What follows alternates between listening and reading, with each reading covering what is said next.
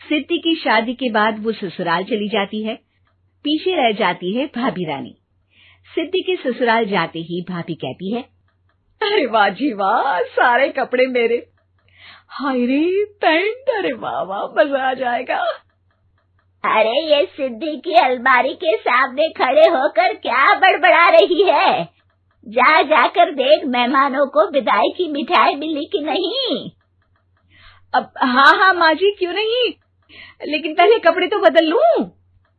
अब रानी आ जाती है सिद्धि के उन कपड़ों में जो वो ससुराल जाने से पहले घर छोड़ जाती है। अरे रानी, कुछ दिन रुक जाती। अरे ये तो सिद्धि बिटिया को मैंने ही दिया था, बड़ा ही फबता था उस पर, तुझ पर तो कुछ खास नहीं लग रहा। अब वो ना मेरे सारे कपड़े गीले थे तो सोचा पहन लूं। वैसे भी सिद्धि को कौन सा भी पुराने आउटडेटेड कपड़ों को पहनना है। वैसे भी ये सूट तो मैंने तभी पहना था, वैसे खास है भी नहीं ये। हाँ ठीक है, लेकिन ना मेरी सिद्धि पर तो जमता था। सारे मेहमान चले जाते हैं और सिद्धि ससुराल से मायके पहली बार आती है। अपना घर, अपना कमरा, अपनी अलमारी। ये बोलकर जैसे ही सिद्धि अलमारी खोलती है तो सामने उसके कपड़ों की जगह कुछ और ही रखा होता है। माँ, ओ माँ, जरा कमरे में तो आना। सास और रानी वहां पहुंच जाते हैं। रानी ने पहनी होती है सिद्धि की जींस और टी शर्ट। अरे भाभी, ये क्या? ये तो मेरी बड़ी ही महंगी टी शर्ट है, इसे आपने घर में क्यों पहनी है? अरे बहुत मिलती है दीदी ये चौक की मार्केट में, 150 में। ओ भाभी प्लीज, ये एरोपोस्टल है, 2000 की एक टी शर्ट। ओहो, 2000 में तो दीदी 4 साड़ी आ जाए। अब क्या बोलूं? भाभी, ये मेरी अलमारी में छोटू के कपड़े, तो मेरे कपड़े कहाँ हैं? मेरी अलमारी में? अब दीदी आपको कौन से पुराने कपड़े पहनने थे? माना भाभी, लेकिन मैं जब घर आती तो यही सब पहनती ना। अरे तुम तो बड़ी कंजूस हो दीदी। खैर, वक्त आता है जब सिद्धि ससुराल के लिए रवाना हो रही होती है। अरे रानी, अंदर से सिद्धि का गिफ्ट ले आ, लड़की पहली बार ससुराल से मायके आई है। रानी अंदर जाती है और एक सिंपल सी साड़ी लेकर बाहर आ जाती है। ये लीजिए माँ जी। सास बेटी को गिफ्ट देकर ससुराल भेजती है। अगले दिन रानी एक सुंदर सी साड़ी पहनकर सामने आती है। अरे रानी, ये तो वो साड़ी है जो मैंने सिद्धि को देने के लिए दी थी जब वो ससुराल ले जाती, लेकिन ये तूने कैसे पहन ली?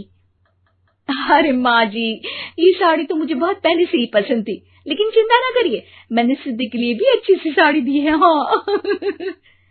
तभी सिद्धि का फोन आता है। क्या माँ, कुछ अच्छा तो दिया होता ससुराल ले जाने के लिए। अरे पहले दिखा दिया होता। ये चमकते हुए पैकेट में नौकरानी वाली साड़ी मत दिया करो माँ।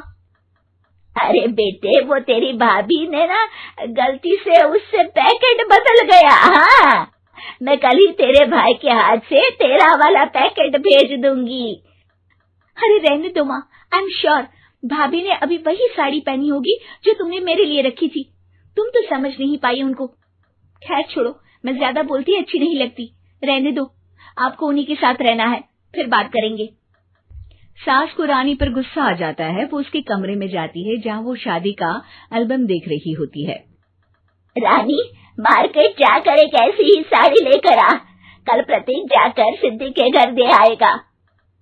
अरे क्यों माँ जी, कितनी साड़ी देनी है दीदी को? यहाँ कोई सेल लगी है क्या? अरे चुप कर, मेरे बेटी के हिस्से की साड़ी खुद पहन ली, अब ज्यादा ज्ञान बांट रही है। एक दिन सिद्धि का फोन आता है। माँ, मेरी सास ने आप सबको खाने पर बुलाया है। सारे लोग सिद्धि के ससुराल पहुँचते हैं। खाना खाकर वो लोग निकल रहे होते हैं कि सिद्धि की सास सभी को गिफ्ट देती है। अरे बहन जी, बेटी के घर का खाना खा लिया, यही बहुत है जो आप ऊपर से गिफ्ट भी दे रही है। अरे बहन जी, आप भी कहाँ इन बातों पर विश्वास कर रही हैं। सास सभी को गिफ्ट देती है, लेकिन रानी को जो साड़ी देती है वो अजीब सी हरे रंग की लाल रंग के बड़ी छाप वाली होती है। अरे छी छी, ये कौन पहनेगा? सासू माँ को तो जरी वाली इतनी सुंदर, और मेरे लिए ये नौकरानी वाली। अरे भाभी, दरअसल मैं जब भी घर आती थी आप वापसी में ऐसी ही साड़ी देती थी ना, तो माँ ने सोचा कि आपको आपकी पसंद की ही साड़ी क्यों ना दी जाए। बेचारी रानी, बोलती भी तो क्या।